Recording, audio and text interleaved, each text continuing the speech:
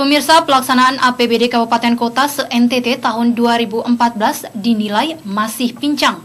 Hal ini terbukti dengan penumpukan anggaran mencapai triliunan rupiah akibat dari rendahnya penyerapan dana APBD Kabupaten Kota se-NTT yang baru mencapai 25%.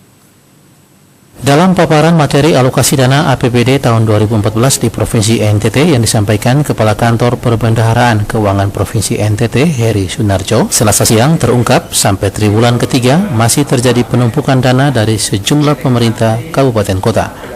Kondisi tersebut terlihat dari anggaran sebesar 2,7 triliun rupiah yang belum dicairkan masing-masing pemerintah kabupaten kota, di mana dengan deadline waktu hingga 23 Desember 2014 mendatang.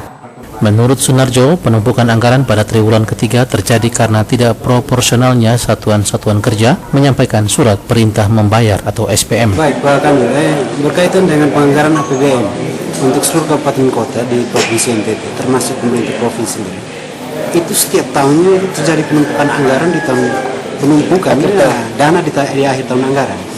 Nah, ini seperti apa peran dari Kanwil sendiri untuk mengeliminir itu? Memang ada beberapa kendala sehingga banyak penumpukan di akhir tahun anggaran ini, antara lain tiba-tiba ada DIPA yang baru dimunculkan pada triwulan ketiga, sehingga persiapan untuk melakukan kegiatan-kegiatan itu sangat mepet, sehingga dengan sendirinya hal-hal yang berkaitan dengan penyerapan anggaran akan menumpuk di akhir tahun anggaran. Juga tidak proporsionalnya satuan-satuan kerja menyampaikan SPM ke KPPN secara proporsional dari bulan awal Januari sampai dengan akhir tahun anggaran.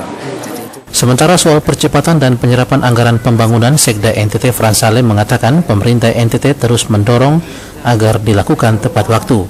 Penyelesaian dokumen administrasi dipercepat, lelang proyek dipercepat, dan pemerintah pusat mempercepat pengiriman dan penetapan juknis.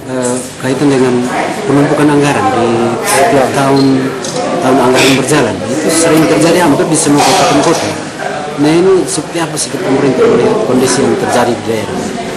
Ya, itu tadi. Jadi yang pertama terkait dengan perencanaan anggaran, kita dorong agar perencanaan anggaran dilakukan tepat waktu. Kita dorong itu supaya perencanaan anggaran, perencanaan, pengajuan untuk pembahasan dan penetapan oleh Dewan itu mesti lebih cepat. Hal yang kedua, kita dorong penyelesaian administrasi pelaksanaan anggaran. Dalam hal ini dokumen pelaksanaan anggaran DPA. Itu DPA harus dipercepat.